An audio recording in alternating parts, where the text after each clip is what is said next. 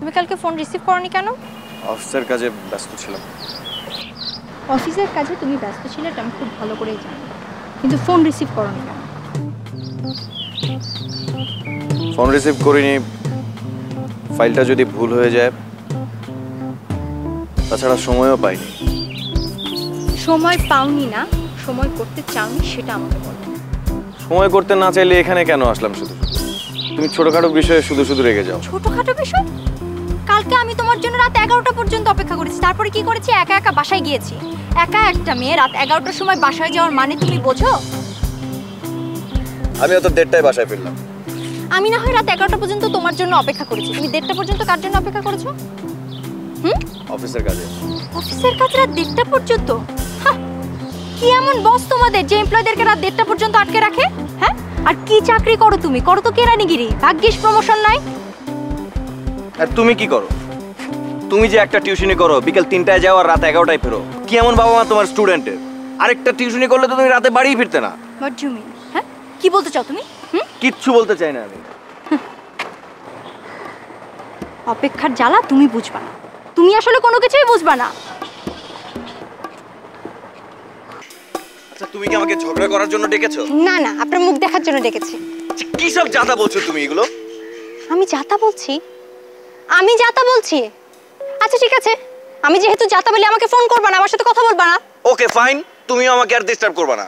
Disturb? মানে আমি এতদিন যা করে আসছি তোমার কাছে ডিস্টার্ব মনে হয়েছে? ঠিক আছে, আমি আর আপনাকে ডিস্টার্ব করব না, আপনিও আমাকে ফোন করবেন না।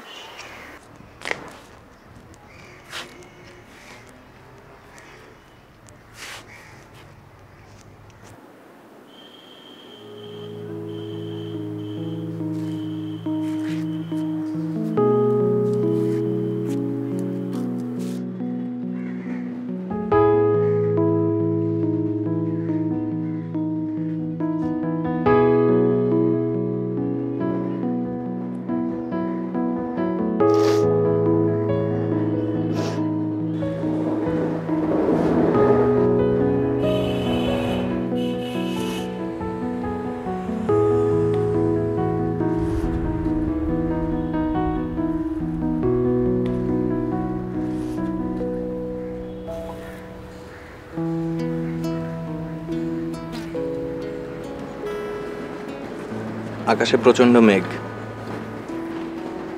একটু পরেই বৃষ্টি হবে। মাথার উপর ছাতা ধরবে কে? আমি।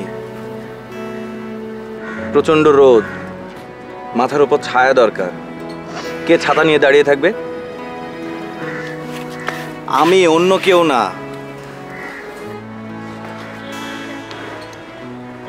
কে তোমার কষ্টে কষ্ট পাবে? কে তোমার সুখে আনন্দিত হবে? কে তোমার হাতে হাত রেখে বহু দূর পথ পাড়ি দেবে?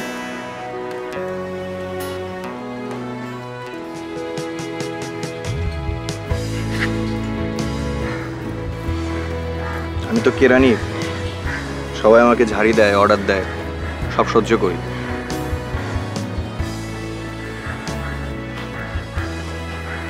আমার একদিন প্রমোশন হবে, আমি বড় সাহেব হব, গাড়ি হবে, বাড়ি হবে। আমার গাড়িতে কে চড়বে?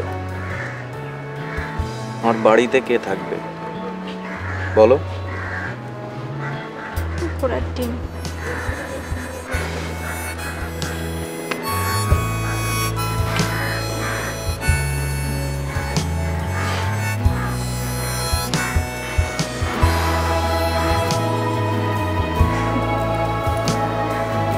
তুমি নিশ্চয়ই সকালে কিছু খাওনি?